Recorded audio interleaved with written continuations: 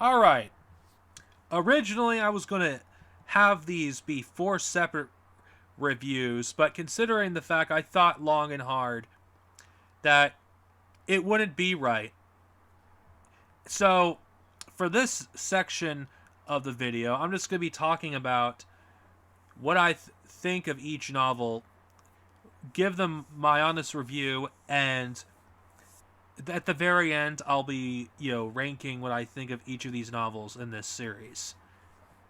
This will be longer than my normal reviews that I normally do for anything.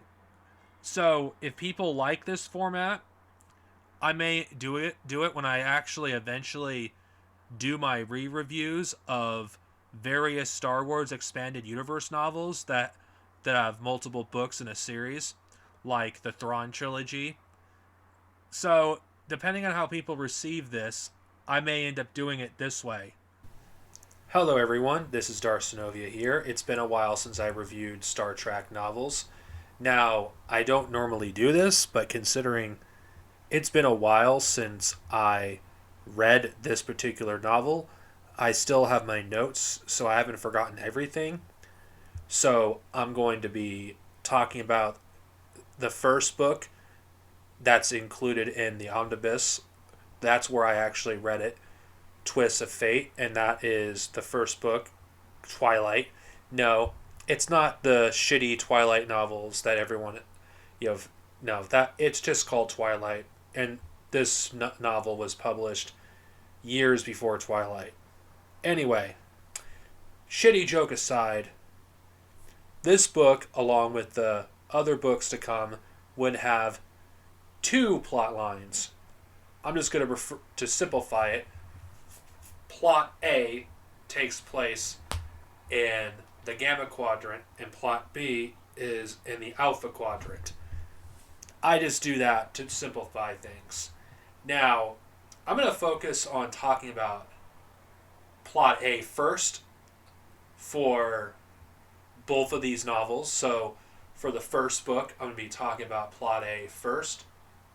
Now, in the first half of the first book of Twilight, the crew of the Defiant prepare to leave the Alpha Quadrant, but at the beginning of this novel, one of our lead characters, who was first introduced in Avatar, on his way back from a mission in one of the previous novels, Els Vegan saw his daughter almost die. And this freaked him out. Now, for those who don't know, Alice Velgan, his daughter and him are not in the best terms. And throughout this entire plot line, at least in the first book,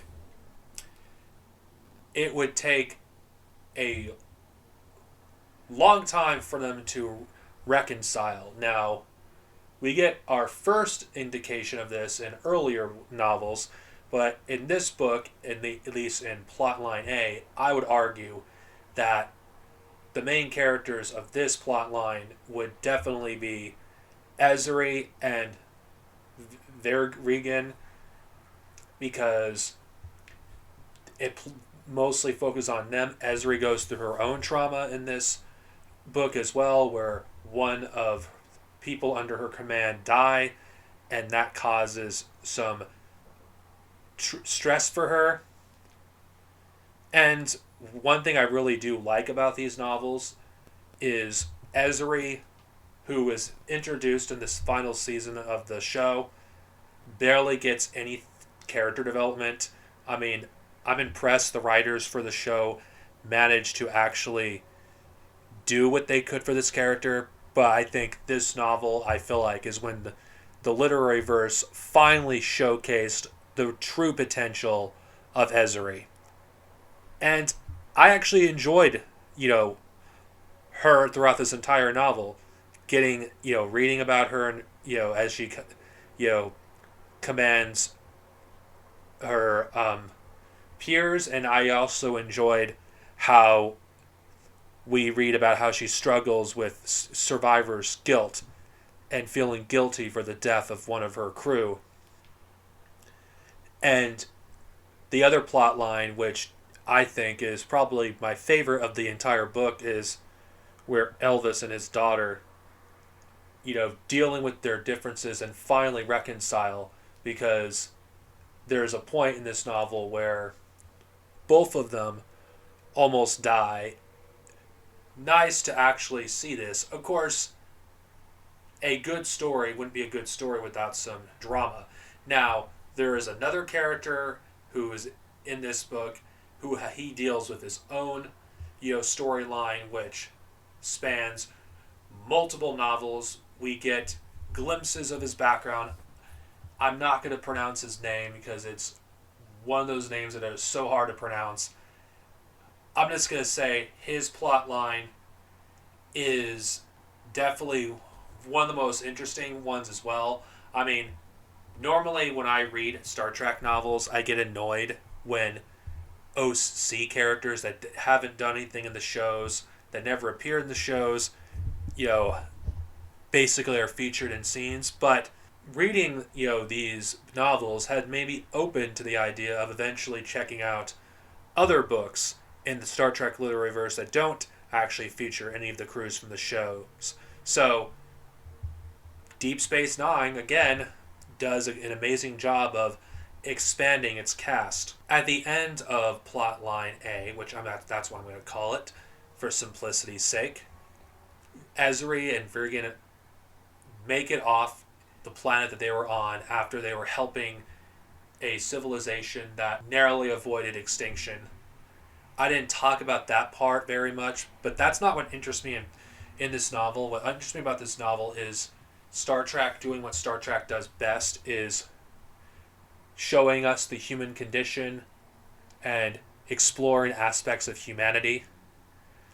And Elvis Vegan having regrets about not being there for his wife or daughter and actually reconcile. Of course, you see in the next novel that they're actually on better terms than they were before. And this deals with him letting go of and actually moving forward with his life, and same thing with his daughter. And, well, I think his name is Sar Thane. If I get that wrong, forgive me. He is dealing with his own problems. His people are... I'm not going to get into it too much. It gets into that in the next book. But he doesn't want to do the commitment that he's supposed to. And that's intriguing because that's another conflict. Of course, that's introduced in another novel, not this one. But in this novel, the issue presents itself. He has 3 bondmates, and why, does he have it? Well, that's explained later. But he's from a species in Star Trek that has multiple genders.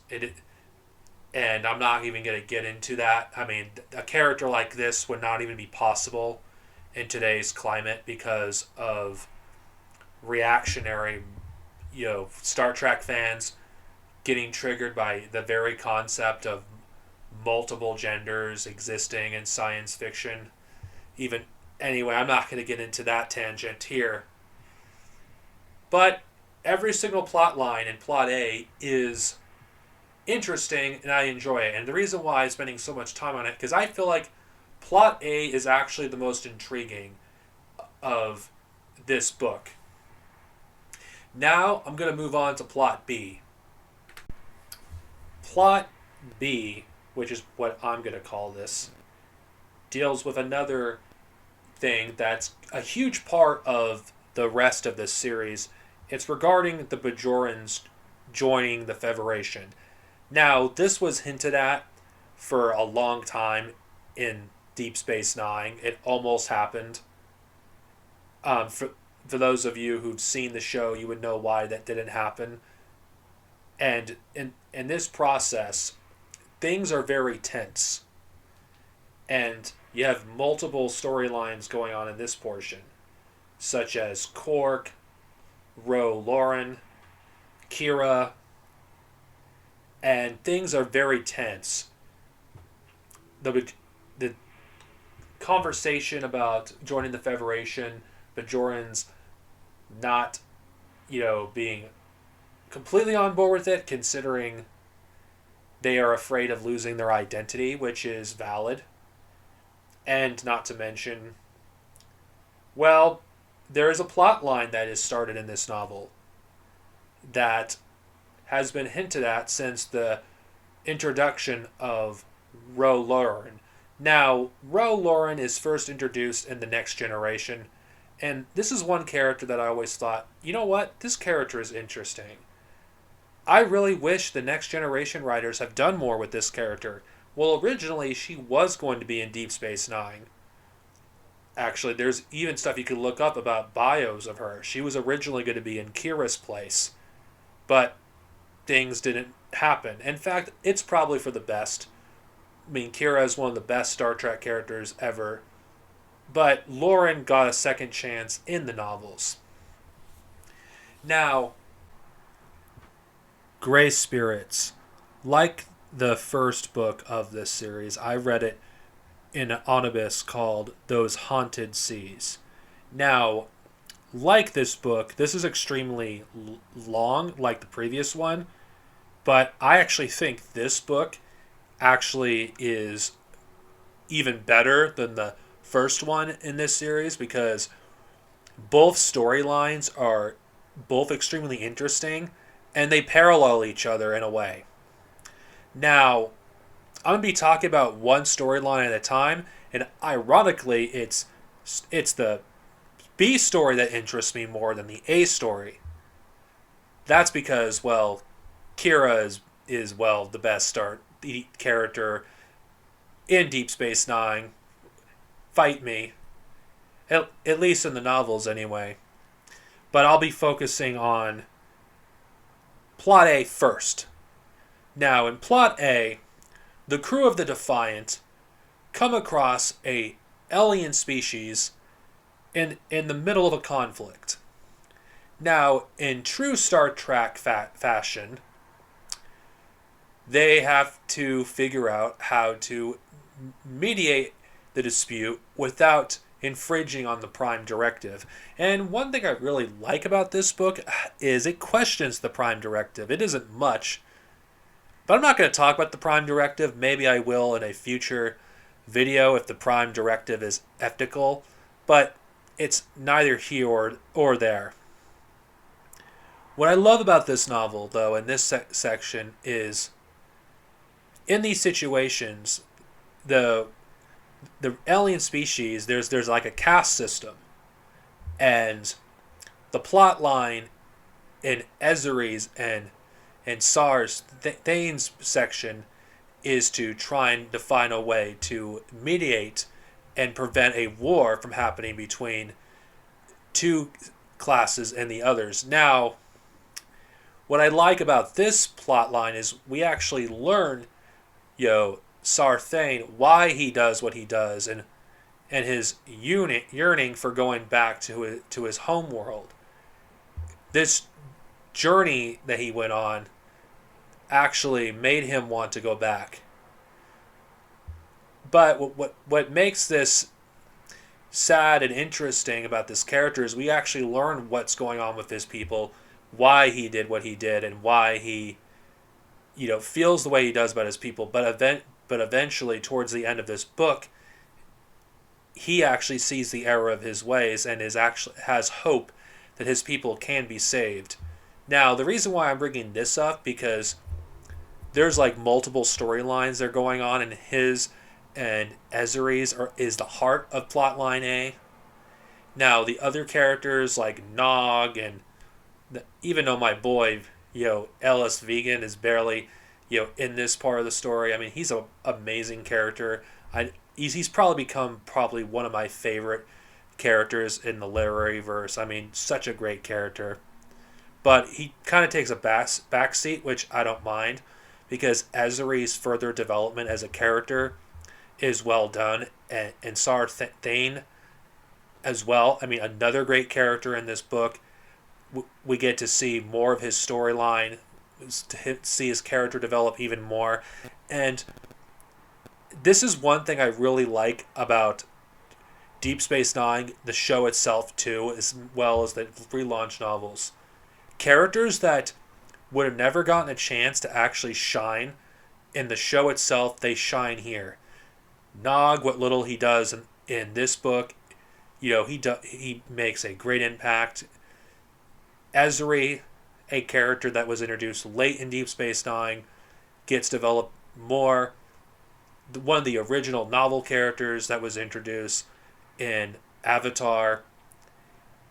I actually learned more about him. I didn't think this character was that interesting when he was first introduced, but this novel has made me actually really want to read more about his character, and I felt really bad for him at the end of this book. What happens to him essentially is one of his bondmates committed suicide. How did that happen? We don't know, and we're not going to find out until the next book. And that is a good way to end his storyline in this book on, because now he has to deal with grief, and I'm looking forward to reading him how he deals with it. And yeah, pretty much, even though I think plot line B is my opinion, the part of the story that intrigues me the most, I actually think it's only by a little bit, but this part of the story is true Star Trek. And even though the answers aren't simple, because the system that these species that they're dealing with is a complicated history, Ezri made some mistakes. And Ezri is not sure who she is. And this is one thing I feel like the novels capitalize on. And in some ways, I might have to go on a tangent here. Jadzia is a great character, don't get me wrong. But if you take the novels into account, Ezri is just a more interesting character to read about. And I actually am glad that the novels gave this character a chance to actually realize her full potential, and I'm really looking forward to reading more. I can't say any more about this portion, but anyway, I'm going to talk about plotline B because I've spent too long on this section. Now, this section of the novel is definitely the meat for me. Every time that I finished a chapter in plotline B, I was like, oh man, I have to wait another chapter to see how this goes. Damn it. But then again, it applies to the first one. So it makes me want to get through both sections. And I don't dread a signal moment in this section. But what is about this section that I really like? Well, the things that I expected to happen, the people took a complete opposite. Now, like the first book, this is dealing with the talks with Bajor joining the Federation. And the thing I really do like about this is something that the series itself never had a chance to address, because Cardassia was leveled in this series finale, and it made me think when I watched the final episode, you know what? This has the potential for a great follow-up story. Even though we're never likely going to get a follow-up story about Cardassia in canon Star Trek, not likely, but in the novels, the writers actually show that things aren't going so well between the Cardassians and the Bajorans. There's still a lot of bad blood, and in all honesty, if you know anything about real-world history, that's to be expected. A power that once oppressed them basically committed a Holocaust, essentially. Millions of Bajorans died in the occupation of Bajor, and there's a generation of Bajorans that will not, forgive what the Cardassians did, and some of them just feel like they deserved what happened to them in the Dominion War. And the character that I expected to actually have caused these talks to deteriorate, where they cut all form of aid, because in the novels, up until this point, Bajor has been giving aid to Cardassia. Now, we find out that when you read this, that's not what happens.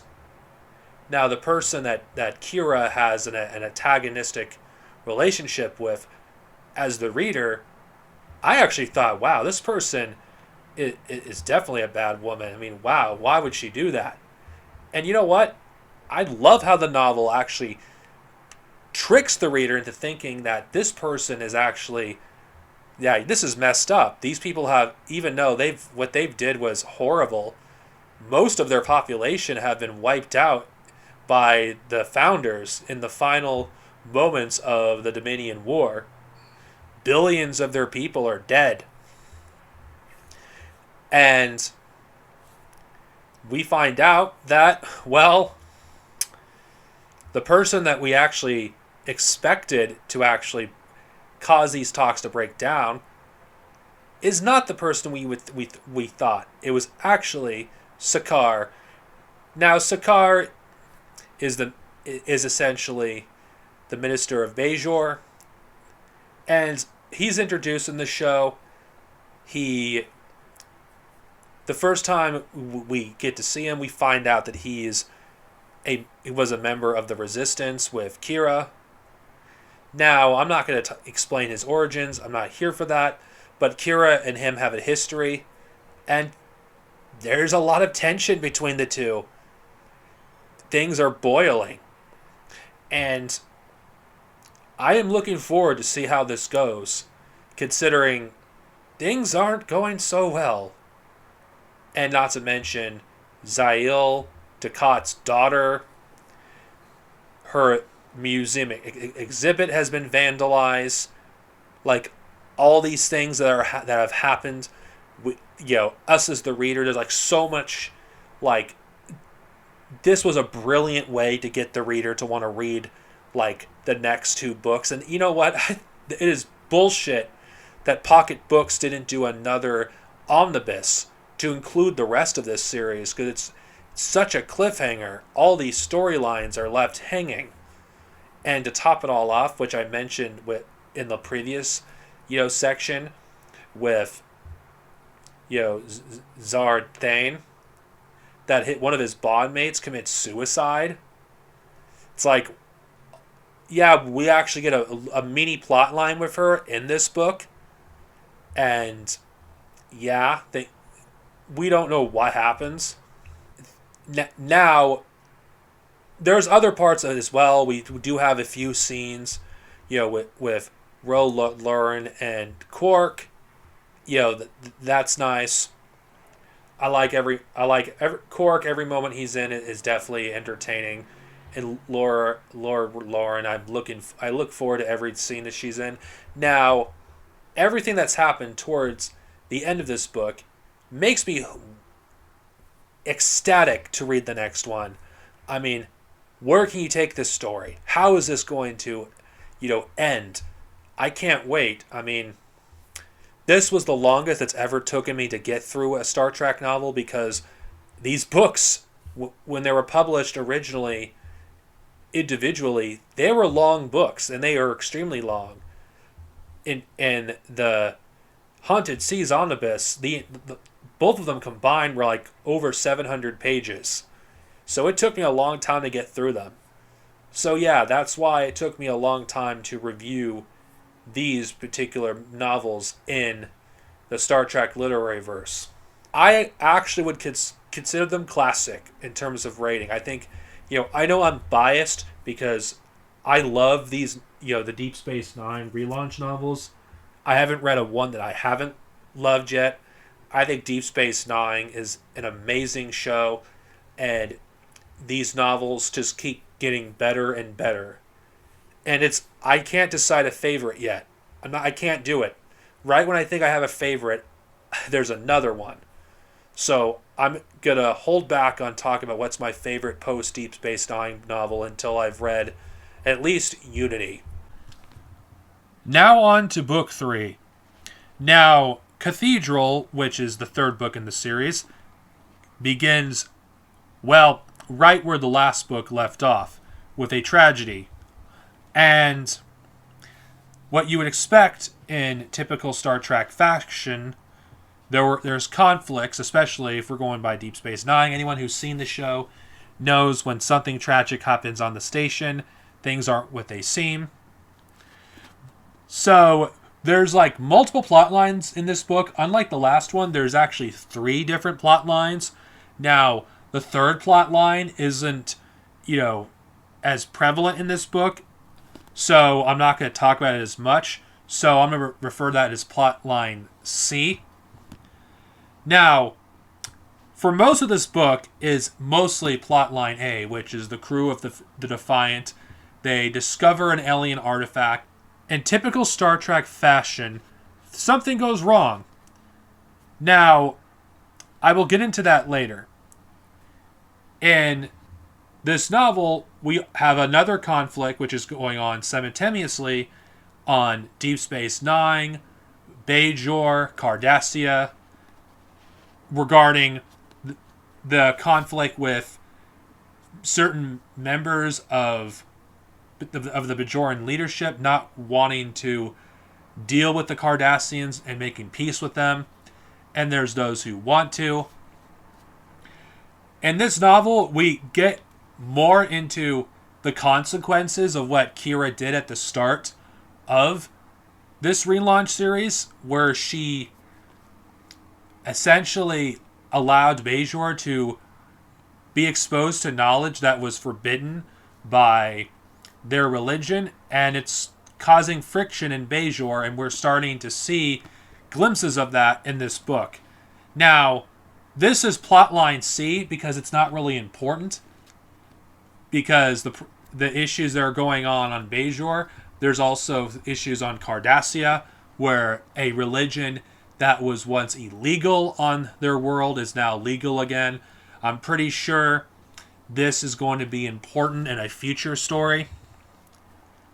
I do like how this novel is setting up storylines and future books. But another thing I really do like is, just like the previous books, bringing back characters that appeared in Deep Space Nine and actually utilizing them more.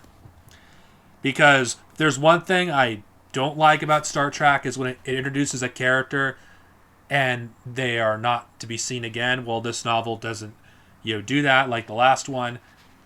A character that would have appeared in the series is important in this because of the importance of making peace with the Cardassians and the Bajorans. And, well,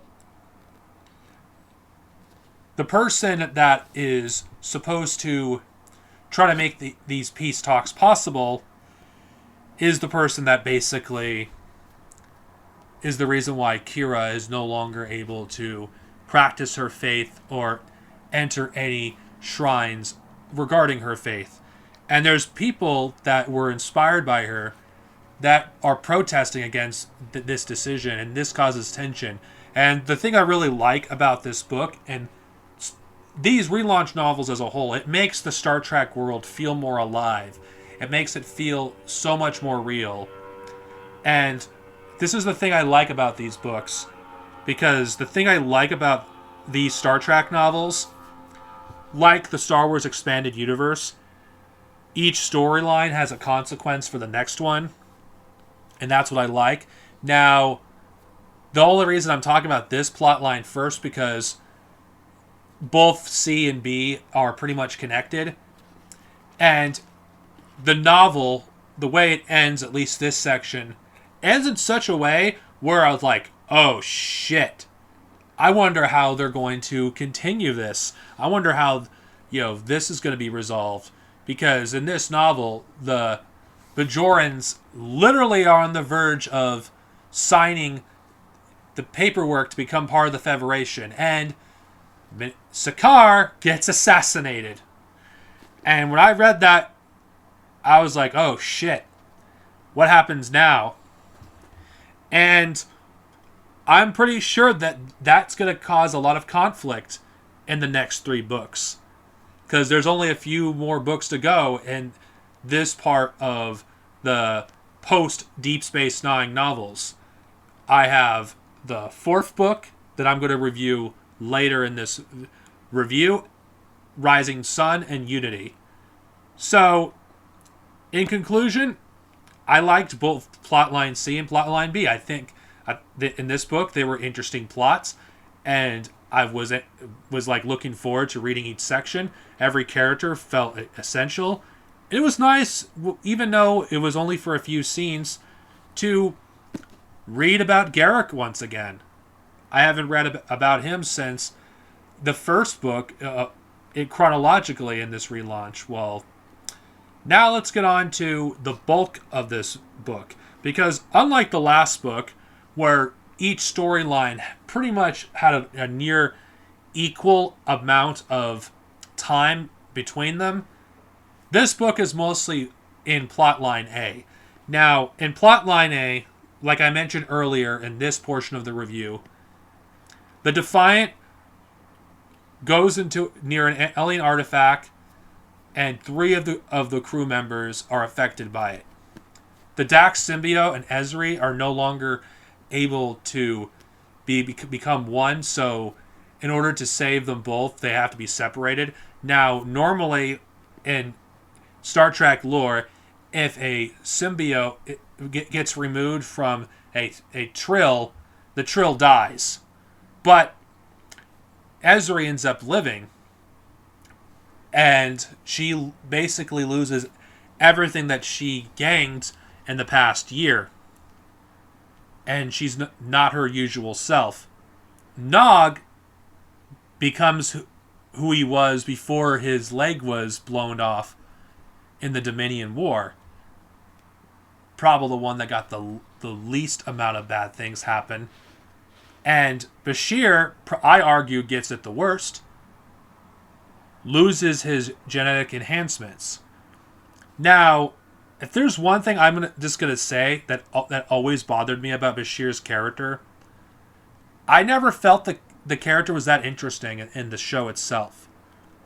If there's one thing I will give the novels credit, ever since the relaunch of the Deep Space Nine novels, when I've read them, when I read Julian Bashir, I'm not bored or get annoyed by the character. I actually felt like the character is actually interesting in these novels.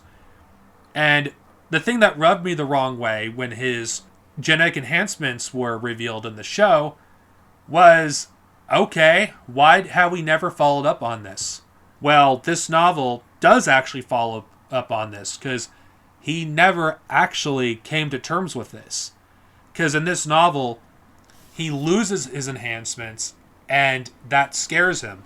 And I think Julian Bashir is the most interesting character of this book, because he gets character development in this novel, and we actually get a different side of the character that we wouldn't normally see, because there's only so much time you could do this sort of thing on television. Now, I never thought I'd be saying this, but these novels that I've been reading so far and the post-relaunch are some of the best Star Trek stories I've read. And this story is one of the best Star Trek stories. Cathedral, in my opinion, is one of the best Star Trek stories. Because Julian Bashir's storyline in this novel, we actually get to see the side of the character we wouldn't see otherwise. He loses his genetic enhancements, and that's what intrigued me the most about this book. And it actually just answers who is the real Julian.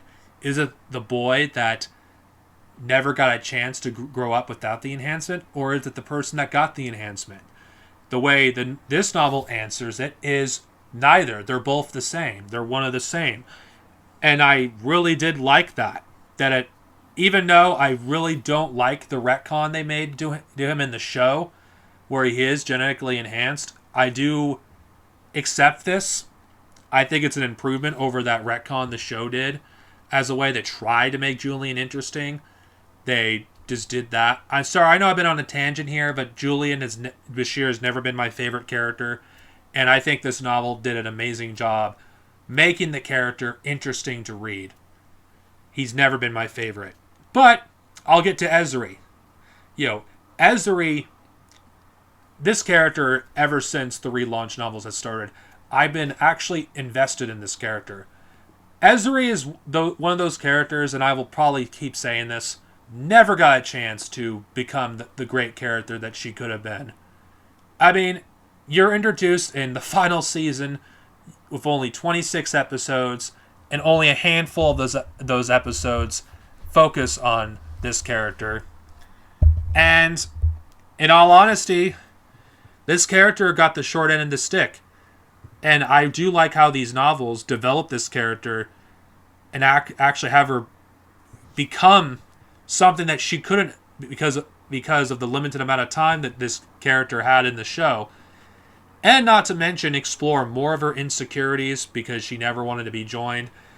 And of course, in this book, the concept of the characters being pulled into the parallel realities, which is something I forgot to bring up, that the artifact that Dax, Julian, Nog, and Ezri were exposed to, revert them back to their previous states, but also make it so if they can't reverse the process, they will end up disappearing and end up in one of their alternate, universes.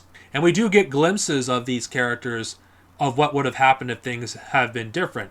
If Nog never became part of Starfleet, Julian never getting the enhancements, and Ezri never becoming joined.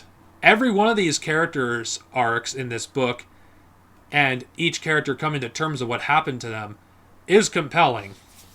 Now, the reason why I've spent more time on this, because the novel spends more of its time on this than the other section. And the other section isn't less interesting because of it, because you do have great developments with Ro Lauren, Cork, and we get some good moments with Vic. This novel is solid. I really, really, really love this book. In the Mission Gamma series, this is probably my favorite, and probably is ultimately going to be my favorite in the series. I'll have to wait and see. Anyway, Cathedral is a good read. I'm not going to give a rating towards all these books until I review Lesser Evil, which I'm going to be doing next. The fourth book in the Gamma series, Lesser Evil, has two storylines, just like the other books.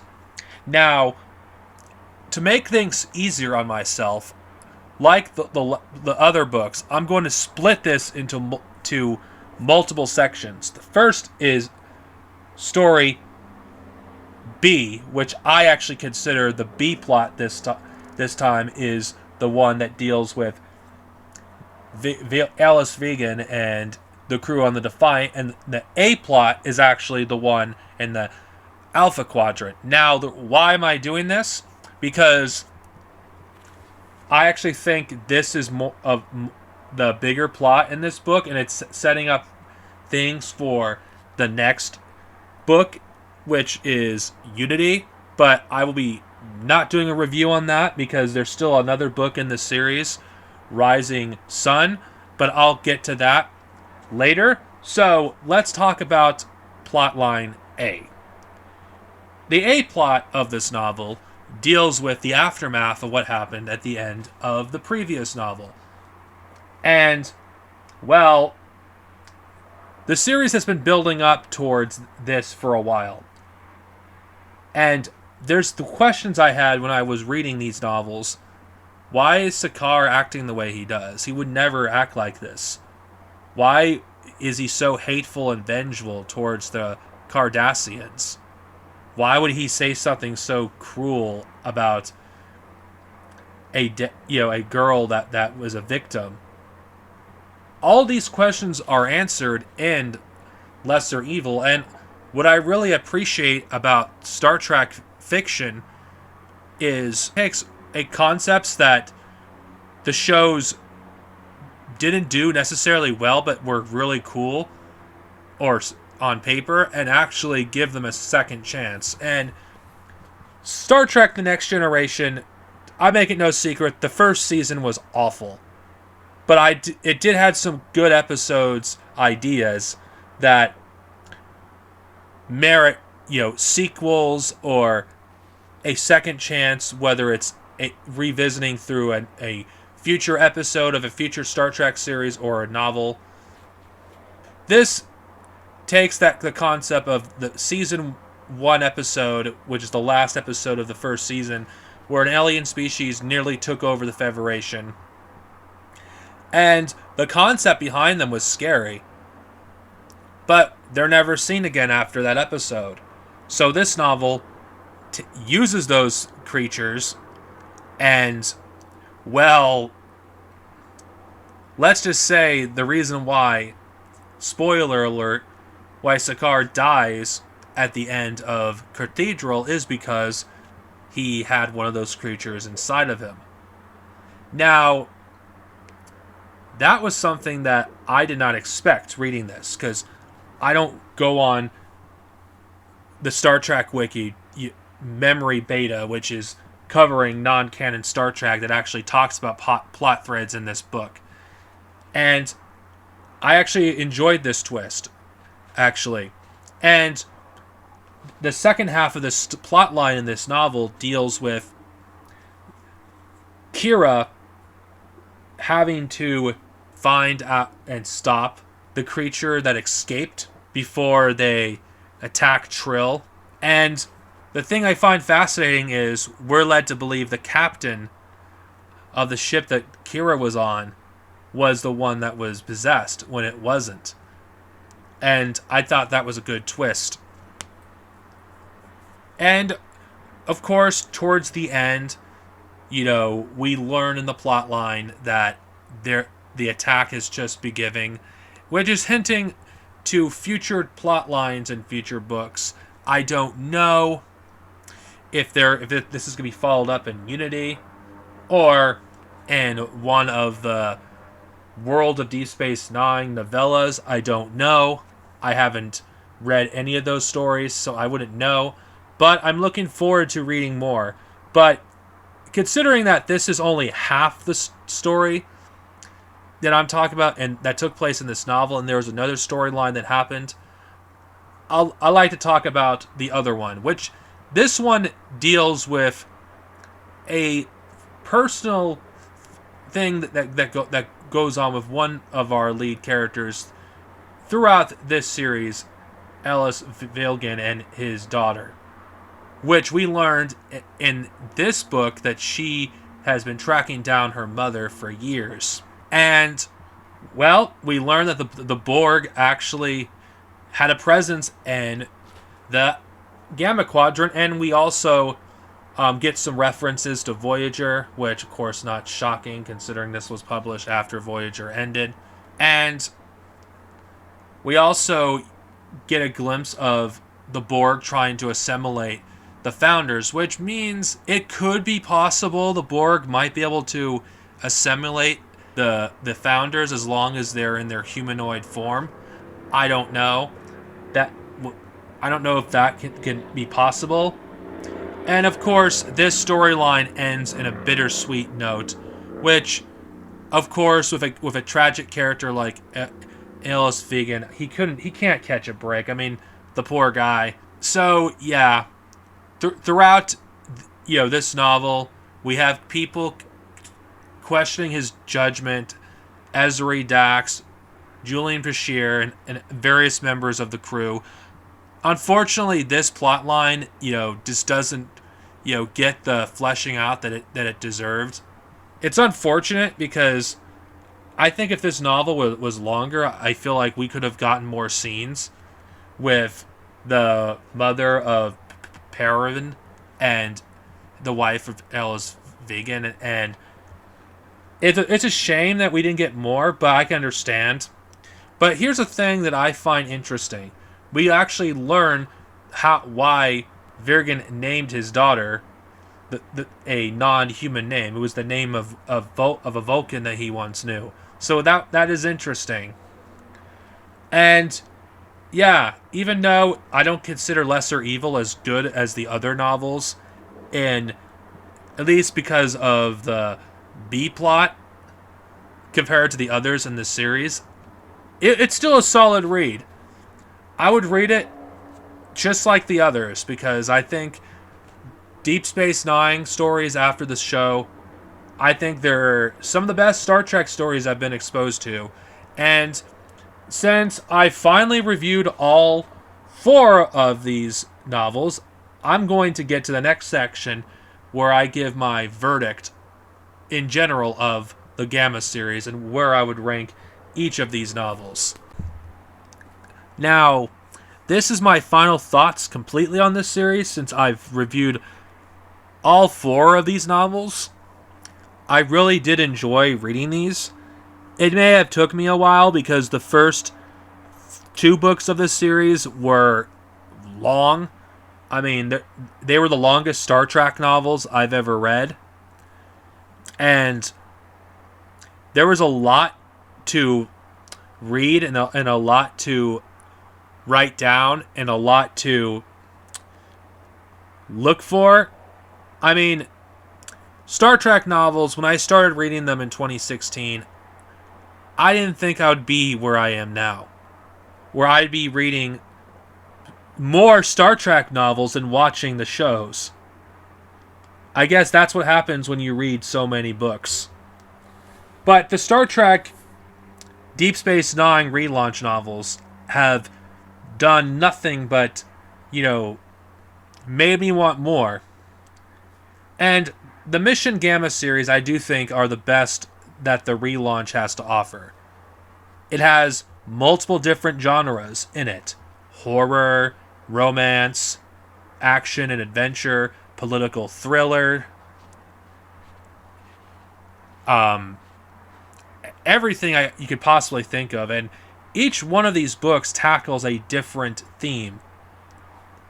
And the first book, deals with the estranged relationship with Ellis Vegan and his daughter.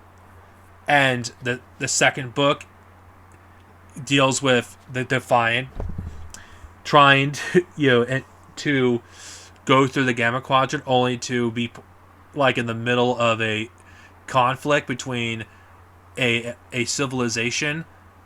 And the third book deals with a crisis where each members of the Defiant have to deal with their own issues. Julian loses his genetic modifications. Ezri loses the Dax symbiote. And Nog actually goes back to who he was before he lost his leg. Now, I'm just talking about what I call plotline A. The last book deals with another issue with the Defiant crew where they find remnants of the U.S. Valkyrie, and they find remains of Borg drones, and one of which is Ellis Vegan's wife. And right when you think the relationship between him and his daughter, is looking to be better than ever, it falls apart again. Now, even though each one of these storylines, they're different from each book, there is a consistency.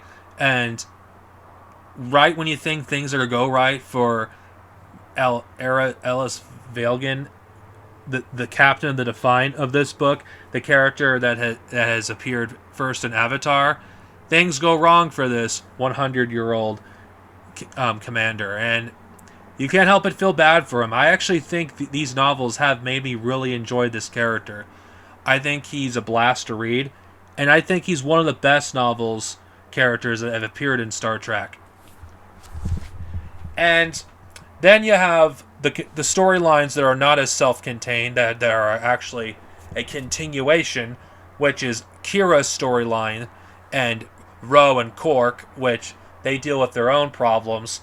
Kira dealing with the ramifications of what happened at the beginning of the relaunch, and it's coming to its head, and her dealing with people that she may not actually know anymore because things have changed since the occupation, only for us to learn in the last book that what actually happened is Sakaar was actually taken over by a parasite, which has a history tied to Trill. And this storyline basically ends by in a cliffhanger, unfortunately. So, yeah, I'm hungry for more, but I think, each one of these storylines were all engaging. And at the end of this novel, as well, we get the reintroduction to Jake, who disappears at the beginning of this series. Now, you do have small cameos here and there from other supporting characters, like Benjamin Sisko's sister appears in Lesser Evil. You do have the O'Briens, who haven't been featured in any of the novels since this began, and this is the first time they've ever appeared post What You Leave Behind. So yeah, this definitely makes me want to read the next 2 books of this relaunch series, Rising Sun and Unity. I'm looking forward to both. So, my fellow Star Trek fans, this has been the longest review I've done on anything related to Star Trek. I can't promise that I won't do this again. In fact, when I eventually get to the 8-book series that is What It Is series, it may actually be longer than this. Who knows? But anyway, may we live long and prosper. See you guys next time. And I give every single one of these books a classic rating. No question. Read them if you've enjoyed the relaunch of Deep Space Nine, or if you're a Deep Space Nine fan. Later.